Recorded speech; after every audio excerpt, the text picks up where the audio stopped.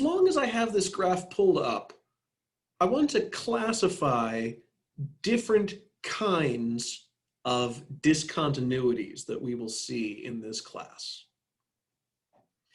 So this is the very same function from before. It's just a nice piecewise function. There's only 2 pieces.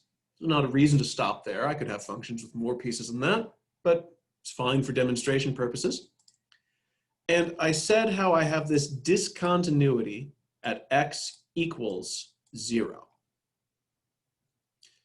Now, I would call this a jump discontinuity for the reason that as I trace my finger along the graph, I have to jump up immediately. I have to pick my finger up off of that page and put it back down again, up above.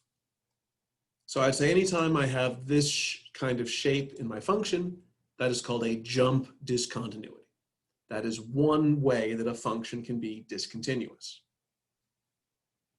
Let's look at a graph of another function that has a discontinuity in it. This blue line is the graph of a rational function.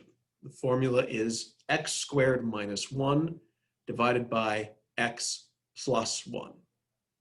Now, again, Desmos does not draw in the helpful filled circles and empty circles for us, but I can see on the formula that this rational function will not be defined for x equals -1. So I can even do my little tracing operation, and when I highlight it, I don't know if this will be showing up on the small YouTube screen, but I see a little hole in there when I highlight the point x equals -1 and y equals -2. Desmos tells me that the function is undefined there. Now, this is the kind of thing that we have limits for to help just pave over that little hole in the graph. I could run my finger along this graph, it's nice and smooth, and if I wasn't looking for it, I might not even notice that hole was there. So this is what your book calls a removable discontinuity. So what's going on here in the rational function is I can factor this numerator, x squared minus 1 is equal to the product of x minus 1 and x plus 1.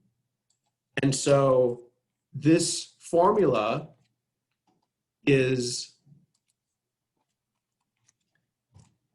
the same line in purple now. Is just the formula x minus 1.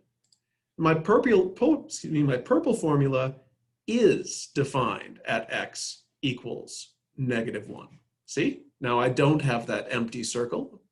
And Desmos is telling me the purple function has a value of -2 when x equals -1.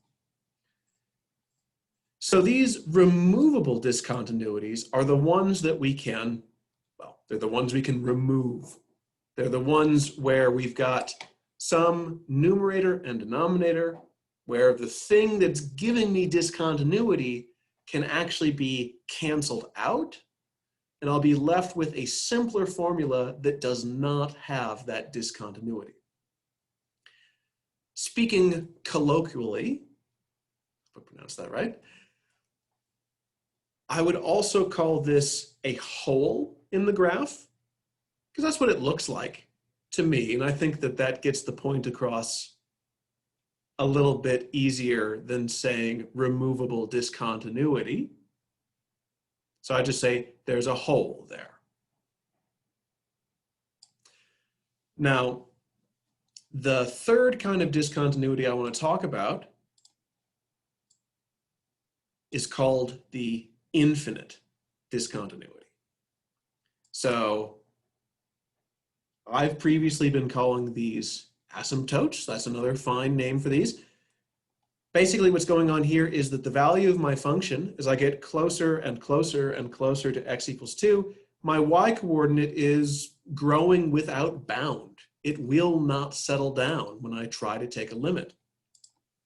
And maybe I can say in a, kind of an imaginative way that my y coordinate should be positive infinity, but positive infinity is not a real number.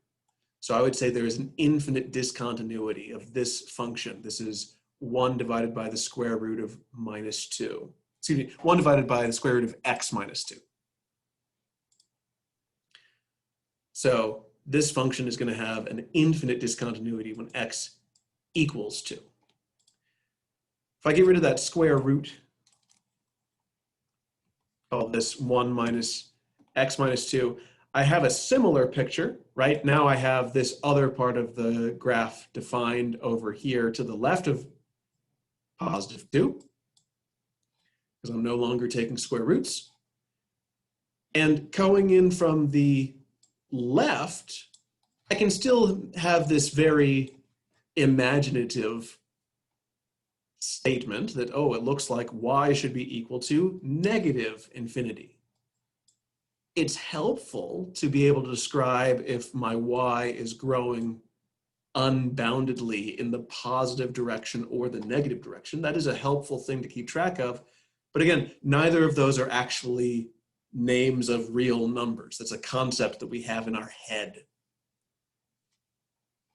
So this function, both of these green functions I've graphed now, have infinite discontinuities.